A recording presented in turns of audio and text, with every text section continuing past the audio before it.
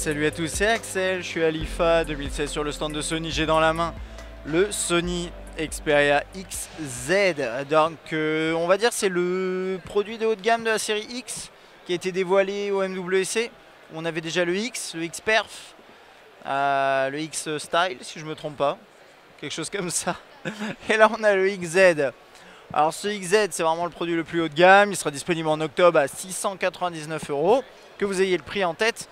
Une fois que je vais attaquer donc les specs qui sont juste devant nous, on va les lire ensemble et vous pouvez même les lire en même temps, c'est magique. 5.2 pouces Full HD, ok, Triluminos X Reality, fort bien. 23 mégapixels à l'arrière avec 3 capteurs, donc on a le scanner, qu'est-ce que je raconte, le focus au laser qui permet de faire le laser rapidement. On a déjà vu ce genre de techno chez LG notamment, Motorola aussi il me semble. Un capteur qui s'appelle un capteur de couleur qui permet d'avoir les couleurs les plus proches de la réalité.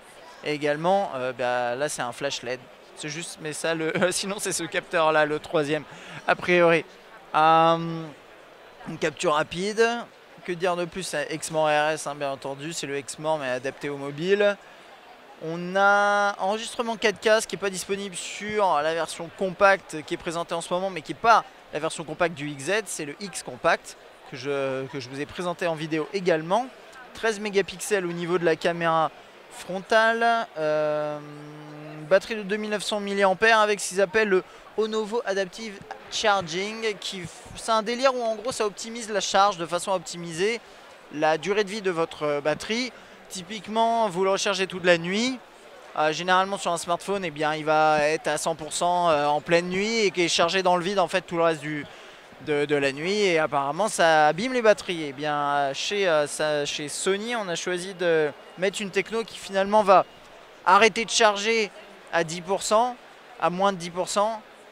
Quand il reste encore 10%, pardon. Et puis en fonction de votre planning, il sait que vous allez vous lever à 7h30. Et donc il va recharger les derniers 10% à ce moment-là. Et en parlant de ça, je me dis, mais alors pourquoi s'ils peuvent arrêter la charge, pourquoi ils ne l'arrêtent pas quand elle est à 100%? Parce que s'il arrête à 100%, la batterie baisse un petit peu pendant le reste de la nuit. Ok, d'accord, je faisais moi-même la réflexion. Voilà, je suis un peu bête. Stamina, mode stamina bien sûr. Et ARS audio, compatible ARS audio, bien sûr, ça c'est pas mal, c'est un truc qu'on voit régulièrement chez Sony en haut de gamme. Snapdragon 820, 3 Go de RAM, 32 Go de mémoire interne, nano SIM, micro SD jusqu'à 256 Go, USB type C, scanner empreinte digitale. Je crois qu'on est bien là, on a fait le tour. Alors, il a plusieurs particularités. La première, c'est nouveau, hein, c'est un bien grand mot, mais nouvelle approche design plus arrondie comme vous pouvez le voir. Avec, alors ça c'est intéressant, c'est du métal à l'arrière, avec un rendu qui est à la fois brillant et mat. C'est pas du plastique, c'est vraiment du métal. Et apparemment c'est un type de métal nouveau entre guillemets. Alors j'ai pas noté le nom, mais apparemment c'est une nouvelle approche intéressante quoi qu'il en soit. Et il faut savoir que sur le X Compact c'est du plastique. Là on est vraiment sur du métal. Il est certifié IP68. Et il est disponible en plusieurs couleurs. Alors je vous montrerai peut-être les autres un peu plus tard.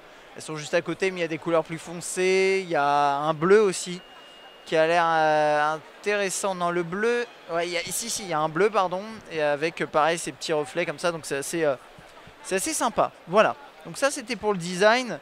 On va faire un petit tour au niveau de quoi? On va faire un petit tour au niveau de l'interface.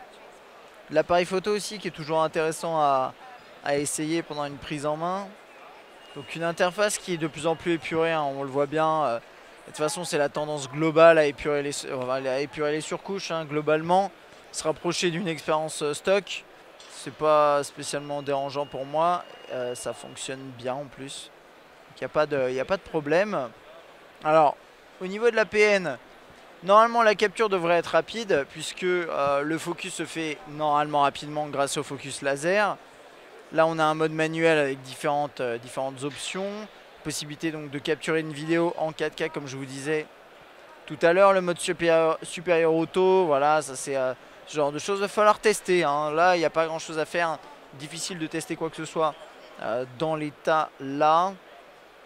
La musique. Voilà, avec toujours ce menu latéral, etc. La surcouche n'a pas changé. Il n'y a pas beaucoup de changements, hein. Vraiment, les points, les nouveautés, c'est ce que je vous ai présenté un petit peu tout à l'heure, enfin en début de vidéo. Live log. On a les specs ici. Bon, ok, non, mais c'est à peu près tout. Donc voilà, c'est un produit haut de gamme. C'est le produit haut de gamme de la nouvelle série X de Sony en mobilité. Sony apparemment qui renoue avec les bénéfices, hein, pour le dernier trimestre. Donc ça c'est plutôt intéressant. Apparemment la stratégie haut de gamme fonctionne bien. Dites-moi ce que vous pensez de ce produit. Est-ce que vous appréciez son design métallique? Est-ce que vous aimez bien les petits... le côté plus arrondi ici? Est-ce que vous aimez bien le focus laser? Ça, normalement, ça devrait vraiment aider. Voilà, c'est à peu près tout. Dites-moi ce que vous en pensez dans les commentaires. À bientôt.